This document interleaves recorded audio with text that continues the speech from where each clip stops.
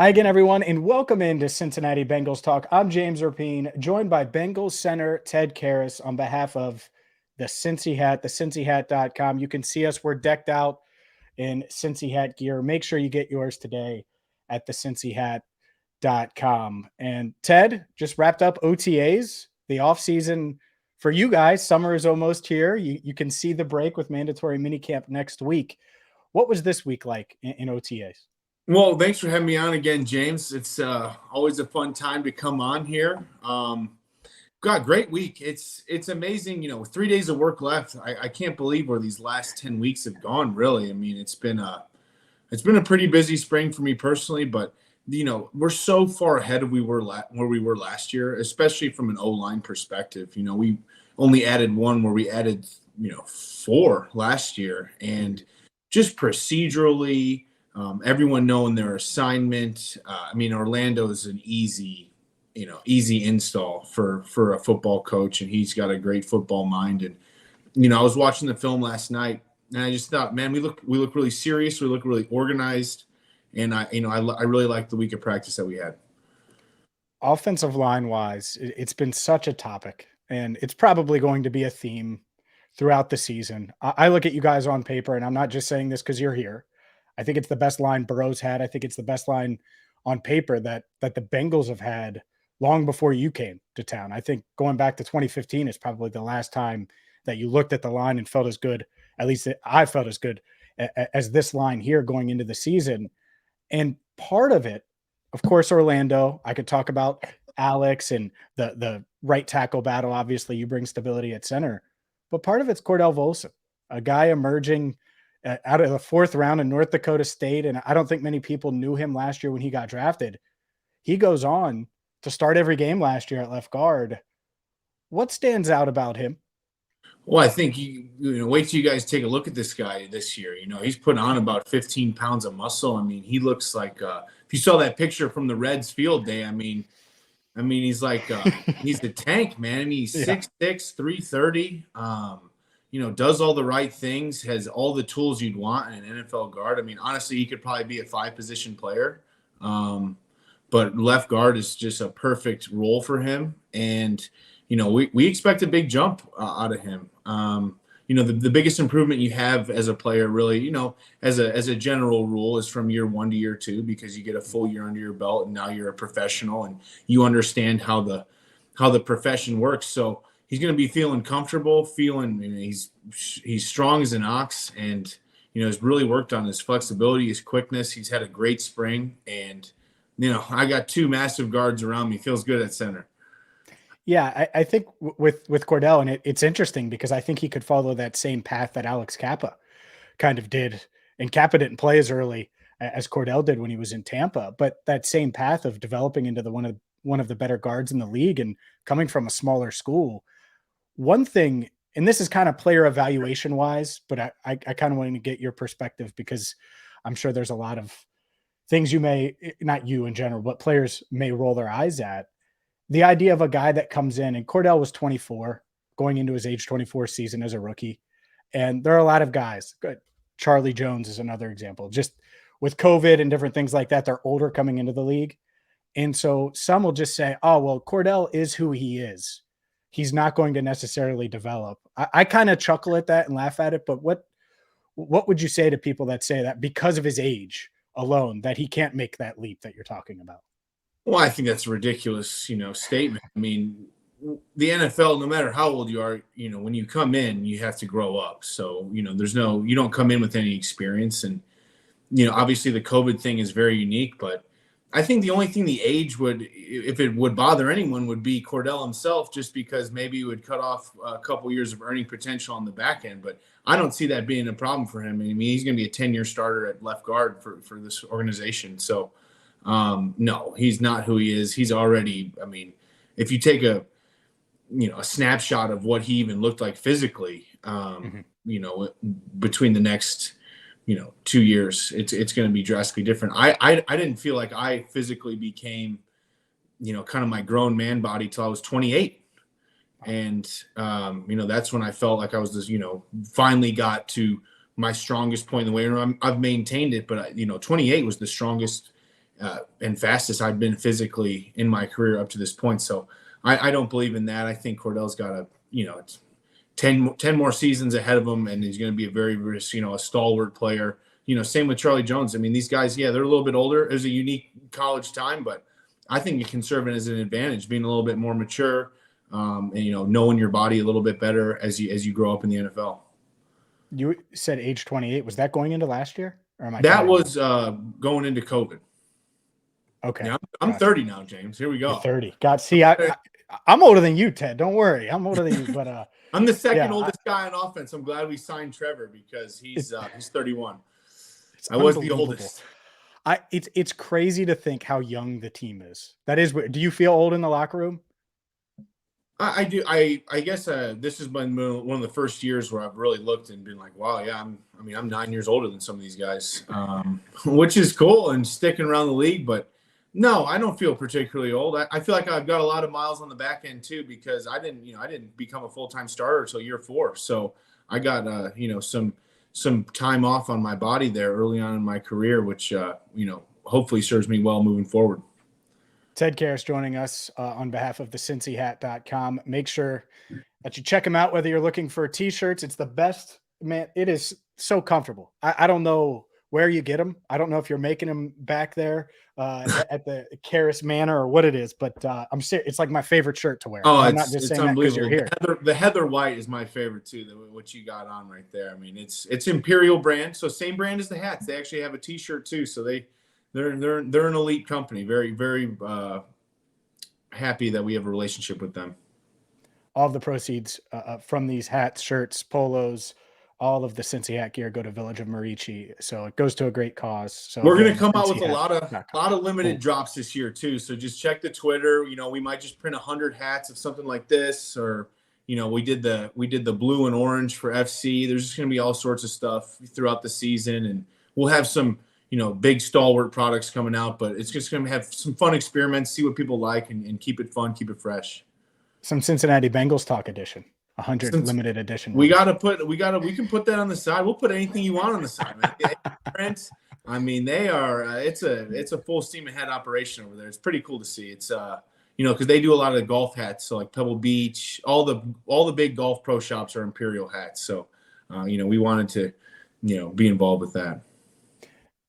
A couple of things that you mentioned were the Reds in the home run derby, the picture certainly of a batting practice, but I would call it home run derby. That's what you guys were trying to do. Let's be real. Oh yeah. With Cordell Volson, and then body changing. And so 2 things. 1, have you ever seen Joe Burrow look the way he does now physically? And 2, did you think he was going to hit 4 home runs? Because the whole world knew within about 10 minutes that he was pretty good during batting practice. Oh my gosh. I felt like every time the last 2 days going on Twitter, it's like Joey home run, Joey dingers. It's just funny. No, yes. And you know what? I went up to him the next day and I go, you always deliver, man. Joe, everyone expected you to hit a home run. Everyone was hoping for it and waiting for it. And he did. And that's what he does. So I'm very glad that he is our leader because, we're counting on him to deliver every single week. And he does every time. It's incredible to see too. I really, I've been spoiled in my career with quarterback play, but he in all aspects, Joe delivers every single time. Are you surprised at the physique transformation? I noticed it at least, and I guess it's easier to notice when you're talking about a 210-pound quarterback versus a lineman or something like that. But I noticed it the first time I saw him. Oh, he looks great. I mean, because last year we had the spring and. Yeah. He looked good then too, I thought. He did, obviously. But then he had the appendectomy, and obviously that'll set you back physically, for anyone. But he's obviously been grinding. I mean, he looks pretty jacked up, and that's exciting for all of us. I think everyone's been working really hard. I feel like our strength staff does a great job getting us right, and we've had such unbelievable participation. I bet over 80% of the team is 100% participation every single day this spring. So guys are getting after it. We have a single goal in mind, and we're going to go out there and try to achieve it. Anybody else hit home runs? Because they didn't get the love that they should have. If so, but anyone hit Max Sharping hit a home run. Okay. Cody Ford hit a home run. So Now I think that was it. But Teddy, you didn't hit one? No, I had a nice right field knock, but Oh. I've never played baseball in life. That was the first at bat my entire life. So seriously, you've never swung a bat, really? Never. I mean, I'm less than 50 times, swinging a baseball. But yeah, getting ready for the Logan Wilson charity softball game next week. So yeah. I didn't see Reeder there. He played baseball, so he would have cracked some. Oh, he Miles would. Yeah. Murphy would have. Like, there are guys that would have had their fair share. Oh yeah, I thought Kappa played baseball growing up. I thought he was going to hit one, but he was the guy, the BP guy. It was his moment. He was throwing a little heat for us there. It was his moment. He broke out the curveball. He was trying to put on a show. Well, and then I'm so glad that they hit, a walk-off to win the night, because baseball's got this probably more superstitions than football, and we want to have a great relationship with the Reds. Those guys are amazing. I mean, they were all hanging out with us, warming up. I was doing the little ground ball drill with India, and then they were going out and playing the Dodgers. I'm kind of jealous of how chill baseball is, but they are cool dudes, and what an exciting team! What an exciting young team, and Cincinnati sports is really cool right now. Yeah, it's in a good spot. Elly De La Cruz has certainly gotten a lot of people excited about Reds baseball, but the Reds were playing well before he got called up too. So I walked in right after. I'm like, this guy, he's huge, man. He is a big man. Receiver? Would he play receiver if he had to play in the NFL? Definitely. Is that what he looks like? I like him too. He's like a T. Higgins type look. Okay. Yeah, probably even a little bit bigger than T though. But man, he he's done a great job. It took him like 8 steps to get from first to second after that triple hit. Yeah, I mean, his first at bat he walked. His second at bat, he went from home to second in 7-point-something seconds. It was like in the 99th percentile in baseball. That's so exciting for the city. That's so exciting for all these Cincy fans, because I mean they're most Bengals fans are also huge Reds fans, and I think if you do some good in this city, they'll be out there, and so they have been so far. So wishing the Reds the best of luck as we get in the home stretch of the summer. Mandatory minicamp is next week, and depending on when people see this, it might be here because people will watch it even throughout mandatory minicamp. What's the biggest difference next week? I know it's only going to be a couple of days, 3 days max, could be a little less depending, but how is that different from everything else off-season wise in this off-season program?